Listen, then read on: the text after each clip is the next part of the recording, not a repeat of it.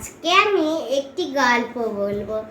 তার নাম হলো ঝাল ফুচকা খাওয়া একটি বউ। একটা গ্রামে একটা মেয়ে ছিল, তার নাম ছিল ও প্রিয়া। তো প্রিয়া খুব ঝাল ফুচকা খেত।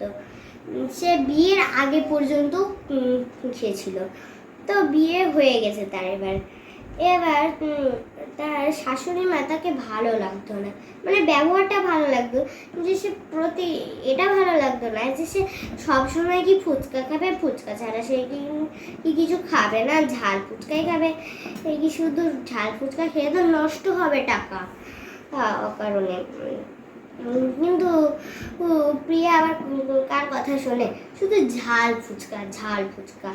একদিন একটা অনুষ্ঠান বাড়ি ছিল, ওই অনুষ্ঠানে একজনের বিয়ে ছিল। বিয়ের সময় একটা অনুষ্ঠান করে যেহেতু, তো ওই অনুষ্ঠানে তারা গিয়েছিল। তাদের মধ্যে প্রিয়ায় খুব ঝাল মন খাচ্ছিল। তাকে ঝাল খেতে দিয়ে একটা বউ এসে বললো যে, ও মেয়ে, তোমার সাহস তো দেখছি কম না, এই এলাকায় আবার তুমি ঝাল মোমো কত খেতে পারছো? চলো ঠিক আছে, তাহলে আমার সঙ্গে একটা চ্যালেঞ্জ করে দেখো। যদি তুমি জিতো তাহলে আমি তোমাকে দামি যে কোনো তোমার ইচ্ছায় একটা মোবাইল কিনে দিব। আর আমি যদি জিতি তাহলে তুমি আমাকে কিনে দিবে। এই কথাটা শুনে সে রাজি হয়ে যায়। আর তখন প্রিয়া বলে যে, এমনিতেও আমার একটা স্মার্টফোনের অনেক প্রয়োজন ছিল।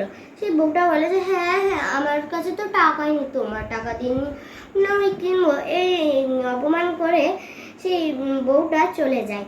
তারপরে তার শাশুড়ি মা তো তার উপর খুবই রেগে যায়। এইভাবে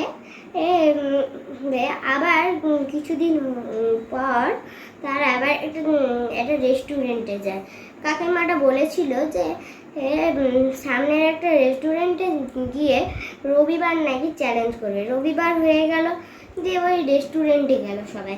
দিয়ে ওই কাকিমাটা বললো যে, আমি আমার হাতের পুরো ঝাল ঝাল ফুচকা বানিয়েছি অনেকগুলো, খেতে পারো কর না পারো, আমি হাজারটা বানিয়েছি। এই কথাটা শুনে তো প্রিয়া অনেক মনের খুশিতে খেতে শুরু করে। সবাই বলে যে, ঠিক আছে তোমরা এবার খেতে শুরু করো। দিয়ে প্রিয়া তো এক মুহূর্তে তো সে 2 প্লেট খেয়ে নেবে এমন করে। সে পুরো 30 মিনিটে খেয়ে ফেলে 5 প্লেটের মতো ফুচকা। এইটা দেখে তো কাকিমার শেষ হয়ে গেল। সে তো এখনো 2 প্লেটে শেষ করতে পারলো না আধ ঘন্টায়। এবার সে কিভাবে করবে? চ্যালেঞ্জ তো মাত্র 2.5 ঘন্টার মতনই। সে খেতে থাকলো। এইভাবে তার 12টা প্লেট খাওয়া হয়ে গেল প্রিয়ার। কিন্তু কাকিমার তো এবার 3 প্লেট হাফই খাওয়া হলো না।